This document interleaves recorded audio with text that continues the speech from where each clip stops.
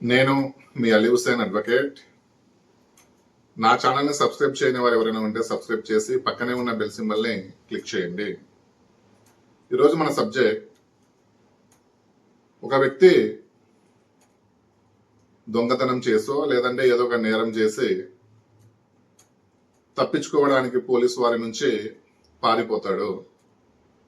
అయితే నేరం చేసి పారిపోయిన వ్యక్తి యొక్క ఆచూకీని తెలుసుకోవడానికి పోలీసు వారు వారి యొక్క తల్లిదండ్రులని కానీ, వారి యొక్క అక్క, చెల్లి, అన్న, తమ్ముడు వారిని కానీ, లేదా వారి యొక్క అతని యొక్క ఏ బ్లడ్ రిలేషన్ అయినా కానీ పోలీసు కస్టడీలోకి తీసుకోవడం కానీ, వారిని పోలీస్ స్టేషన్లో కూర్చోబెట్టడం కానీ, వారిని హరాస్మెంట్ చేయడం కానీ, వారికి ఫోన్ కాల్ చేసి బెదిరించడం కానీ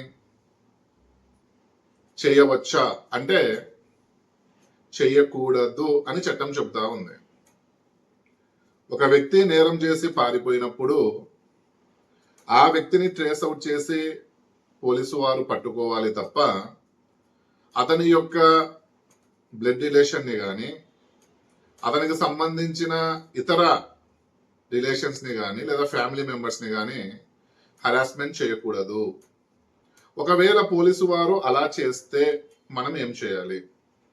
ఒకవేళ పోలీసు వారు నేరం చేసి పారిపోయిన వ్యక్తి యొక్క తల్లిదండ్రులని స్టేషన్కి రమ్మని చెప్పినప్పుడు కానీ, లేదా కానిస్టేబుల్ని ఇంటికి పంపించి వారిని పోలీస్ స్టేషన్కి తీసుకొని వెళ్తున్నప్పుడు కానీ, వారి కుటుంబ సభ్యులలో ఎవరైనా సరే 100కి డైల్ చేసి అక్కడ జరిగిన సందర్భాన్ని వారికి వివరిస్తే, 100కి ఫోన్ చేసినప్పుడు వారు ఆ కాల్స్లో మాట్లాడినప్పుడు పర్టికులర్గా అందులో మన వాయిస్ రికార్డ్ అయి ఉంటుంది.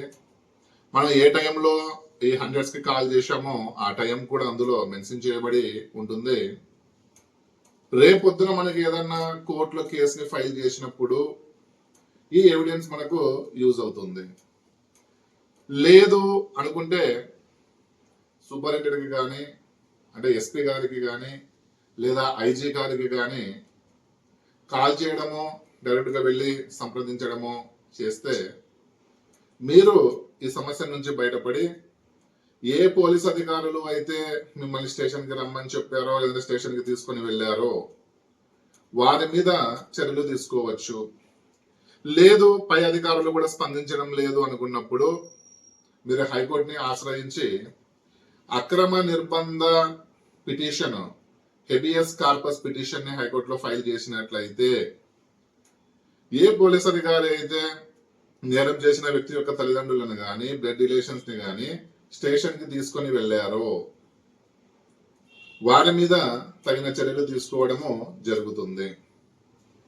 పోలీసు వారు నేరం చేసిన వ్యక్తి పారిపోయినప్పుడు ఎలాంటి సందర్భంలో అరెస్ట్ చేయవచ్చు అంటే, ఆ వ్యక్తిని అంటే నేరం చేసిన వ్యక్తిని పోలీసు నేరం చేసిన వ్యక్తిని తల్లిదండ్రులే ఒక సేఫ్ ప్లేస్ లో పెట్టినప్పుడు కానీ, లేదా అతను నేరం చేసినప్పుడు దానికి సంబంధించిన సాక్ష్యాలని ఈ పేరెంట్స్ లేదంటే బ్లడ్ రిలేషన్స్ ఎవరైతే ఉన్నారో వారు దానిని ఆ సాక్ష్యాలను ఏదైనా చెరిపేసే ప్రయత్నం చేస్తున్న సందర్భంలో మాత్రమే వారి మీద యాక్షన్ తీసుకోవచ్చు తప్ప ఈ 2 సందర్భాలు లేకపోతే నేరం చేసిన వ్యక్తి యొక్క పేరెంట్స్ మీద కానీ, బ్లడ్ రిలేషన్స్ మీద కానీ పోలీసు వారికి యాక్షన్ తీసుకునే రైట్స్ లేదు.